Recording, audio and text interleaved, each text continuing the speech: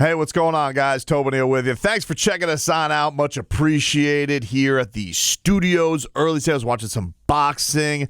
Naoya Inoue, the monster dude, doing a just destruction job on Stephen Fulton to claim the featherweight championships. And you know who's interested in this? Damian Lillard. That's who. Dame Dollar. I feel like this is like half the reason I want Damian Lillard on the Heat is I just want to chop up some boxing with Damian Lillard. Like, Damian Lillard is probably like one of the biggest celebrity boxing fans. There's a lot of boxing workouts, but we'll like literally tweet during like any fight. Honestly, his first interest in the Miami Heat came on a boxing podcast with Brian Custer. He made his first bones about wanting to come to Miami and playing with Bam Adebayo. He put it out there on a Showtime boxing podcast. So there is a dream I have when I'm in Las Vegas this week for Radio Row. I'm hopeful that Dame Dollar walks into Radio Row. We corral him in here. We call out Cronin and we make this deal happen. That's kind of the way that I hope and envision it all happening. I don't know if it will, but I did see Dame Dollar was like, hey, time for Inoue to move up. And somebody says, he just moved up, Dame. And he goes, I know, but he needs to go up again. He needs to keep going. We're trying to see if he can go on that Manny Pacquiao track of getting eight world titles, eight weight classes for the monster. But he looked absolutely dominant. As far as Damian Lillard did have a comment yesterday on his standoff, I guess you could call it right now, with the Portland Trailblazers as the Miami Heat await any new details, any movement from Cronin. There was a report over the weekend from Chris Haynes that said Miami was very frustrated with where things are right now with the Damian Lillard saga, that Portland's basically like just like hiding under their table. Like, ooh. They won't just tell Miami what they want.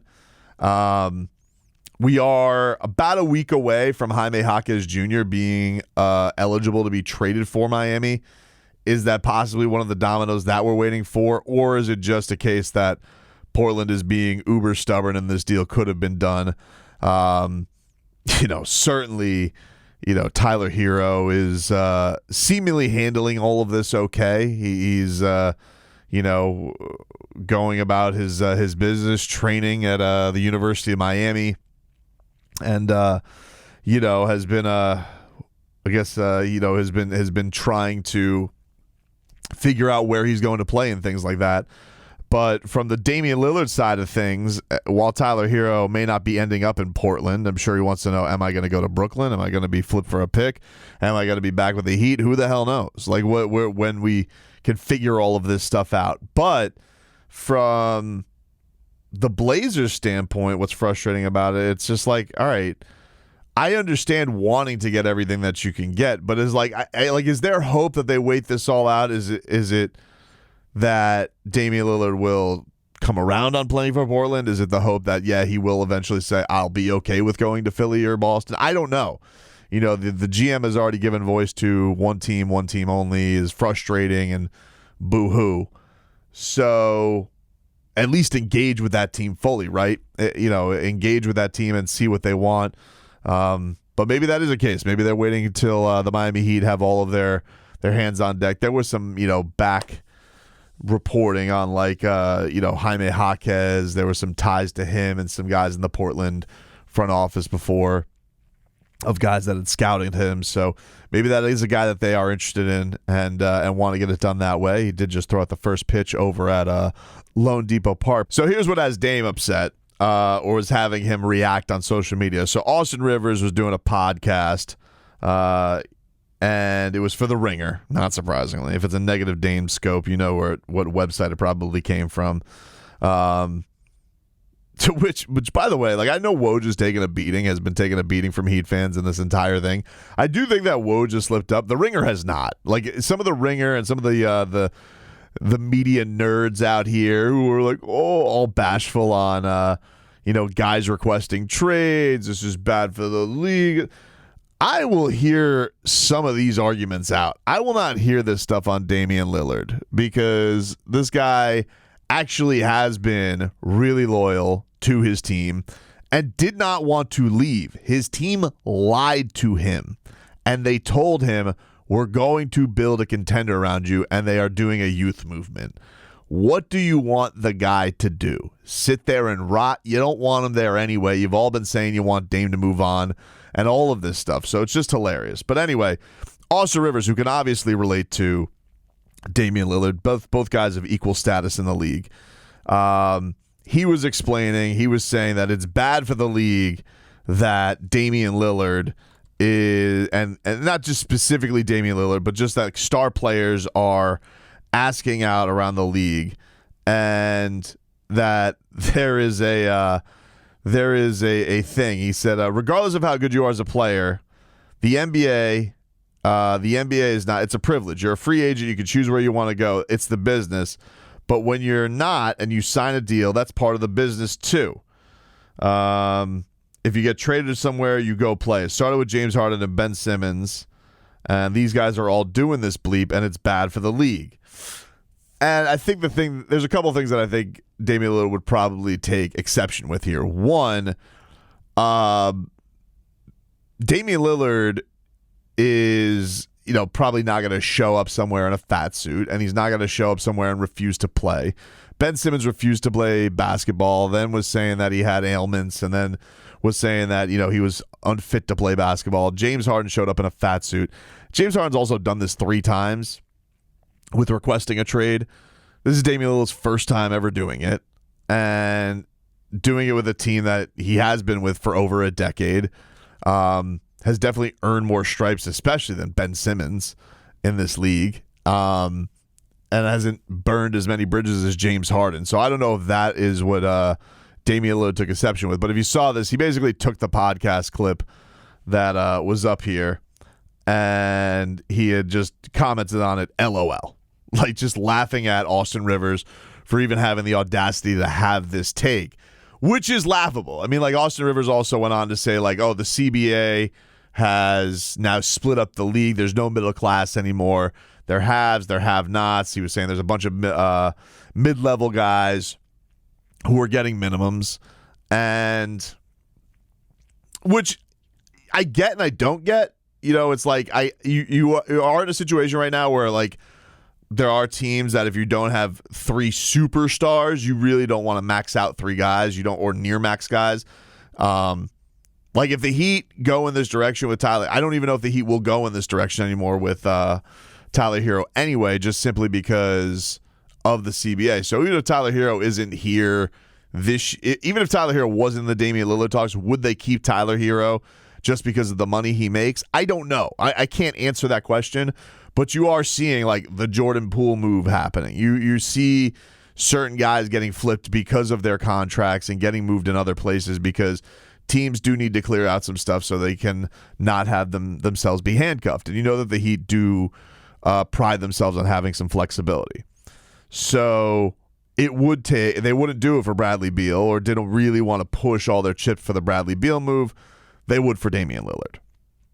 But this idea that there's no middle class, or that there's not, you think that has anything to do with the fact that there are players that I'm confused by the idea, like, you don't think there's a middle class of player anymore where guys are getting these, I don't know what you think that is. Is that like a $10 million deal? Is that like, something to that degree? Because yeah, I think we do look around the league right now, and we're seeing some contracts that are pretty outrageous. I mean, like, you look at a guy like it's hard to feel that when you see, like, a guy like Dillon Brooks get $80 million guaranteed. And I'm not saying he deserves it or doesn't deserve it, but I'm saying, like, for a guy like Dillon Brooks to get that kind of contract, and for you to, Dillon Brooks, I think most of us would say, is a good player, a very fantastic, like, maybe more than a role player on a good team, and he's making a very healthy amount of money. Bruce Brown was just probably the best role player in the league. He just got $20 million a year. Gabe Vincent went out, basically got like $11 million a year. So I don't.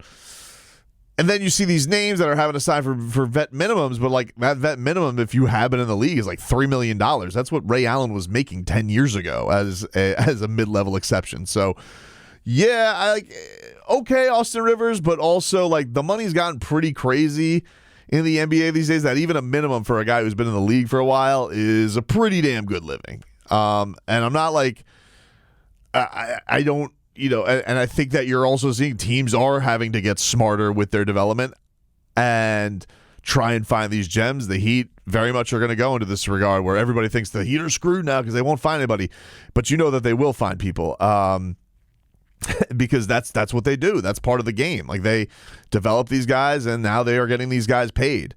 So, to think that the league is getting damaged or being put in a place where because James Harden, Anthony Davis, Kevin Durant, Bradley Beal, all these guys are asking out, that has killed the middle class in the league because guys aren't sticking to their contracts. I'd be like, not really. Like, I don't, if anything, like I feel like if I was a team and you did see this keep happening, I think I'd probably be more hesitant to give that big time contract or be more smart about, all right, are we real or are we not? When do we move off of this guy?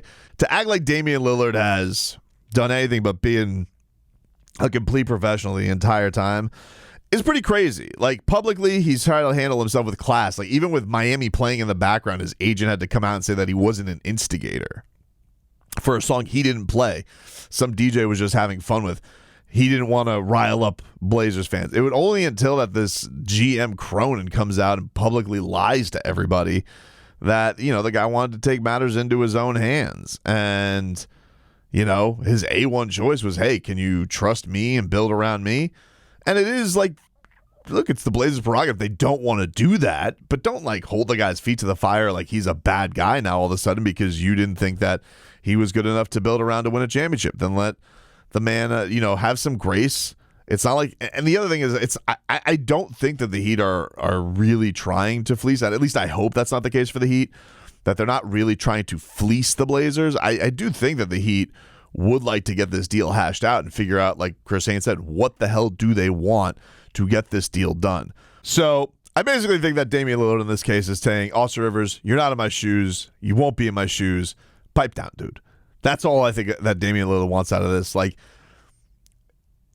and for the most part, for the Blazers to get going with it. And I do think that, it is only a matter of time if we don't have any movement that even if Damian Lillard doesn't stroll up on old Tobin show on Radio Row, that we will have the sit down with Chris Haynes, with Rachel Nichols, whomever, Malika Andrews, whoever it may be. I do think that is probably going to be the next step to put even more pressure because I do think that, we're about 2 months from training camp. Everybody's kind of on their vacation mode right now. Jimmy Butler's in China. Duncan Robinson's in Taiwan. Bam Adebayo is going to go off abroad to, I believe, coach in Africa. I think it was just announced today. Anthony Chang, I just saw him tweet this out. Yeah. NBA announced this morning that Heat center Bam Adebayo will be among the coaches for the 80 of the top high school age prospects across Africa who participate in the 19th edition of Basketball Without Borders, which is held from July 28th till the 31st in South Africa. So really, really cool for Bam. Congratulations to him. But everybody's kind of on their abroad thing right now, or, if you're James Harden, you're going to Rolling Loud and, partying it up there, whatever. But that being said, I do think that eventually we do want to get to some kind of conclusion here. That would be nice. We are on day 24 of this, so, anytime would be nice.